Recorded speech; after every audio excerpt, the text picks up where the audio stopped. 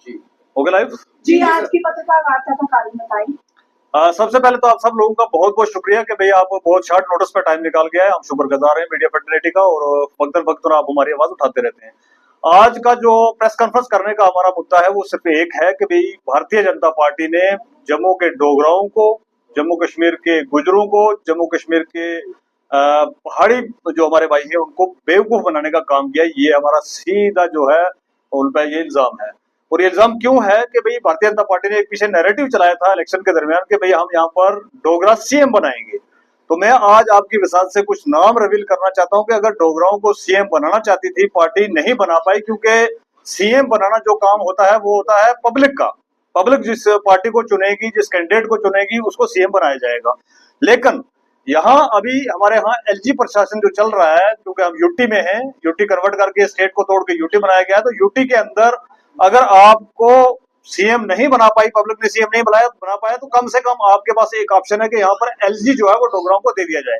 अगर आपको डोगराओं से प्यार है जनाब, तो मेरे पास एक बहुत प्यारा नाम है, बहुत ही मैं कहूंगा कि भी बहुत बढ़िया लीडर हमारा और मेरा भाई रविंदर रैना, उसको आप एलजी क्यों नहीं बना रहे हैं? मेरा सीधा सवाल है भारतीय जनता पार्टी के बड़े जो जितने भी लीडर्स हैं, उसमें अमित शाह जी हो, मोदी जी हो, उनसे रिक्वेस्ट है कि आपने एक नैरेटिव चलाया कि भाई डोगराओं का सीएम बनाएंगे। लेकिन अगर आपको डोगराओं का सीएम बनाने में कामयाबी पब्लिक नहीं वोट दिए, उतनी सीटें नहीं दी, तो कम से कम एलजी तो आप रविंद्र रैना जी को बना सकते हैं। और अगर कहीं आपको रविंद्र रैना जी में कोई कमी लगे कि इसकी क्वालिफिकेशन कम है, ये लड़का स्मार्ट कम है, इसकी हाइट कम है, कुछ आपको अगर लगे ऐसा, तो आपके पास दूसरा ऑप्शन है हमारे पास कविंद्र गुप्ता जी। कविंद्र गुप्ता जी यहाँ पर रह चुके हैं, हमारे मेयर रह चुके हैं, डिप्टी सीएम रह चुके हैं, तो क्या कमी है उनके अंदर के उनको एलजी नहीं बनाया जा सकता? उसके बाद निर्मल सिंह जी हैं।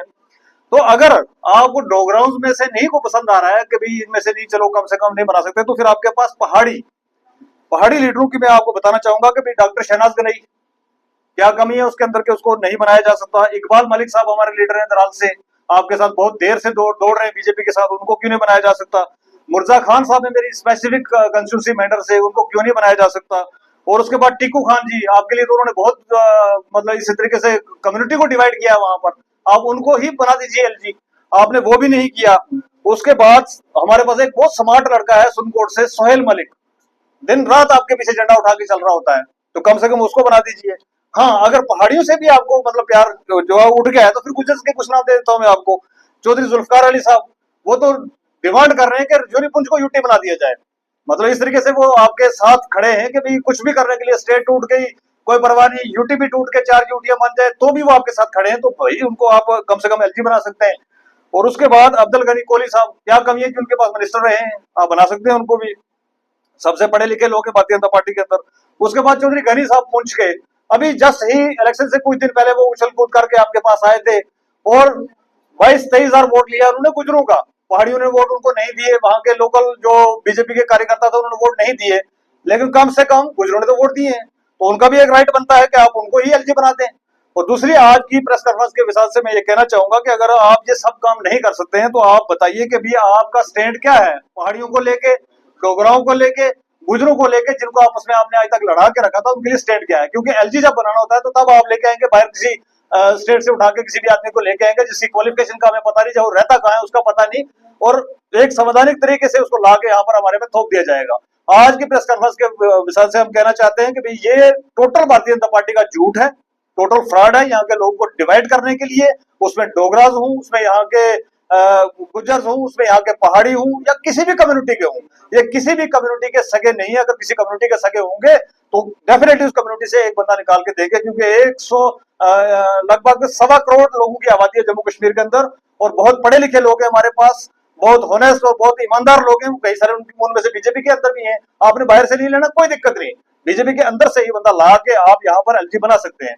और आज की प्रेस कॉन्फ्रेंस के विषय से हम कहना चाहेंगे कि झूठ बोलना जो आप बंद करें, क्योंकि आपके झूठ आप एक्सपोज हो चुके हैं।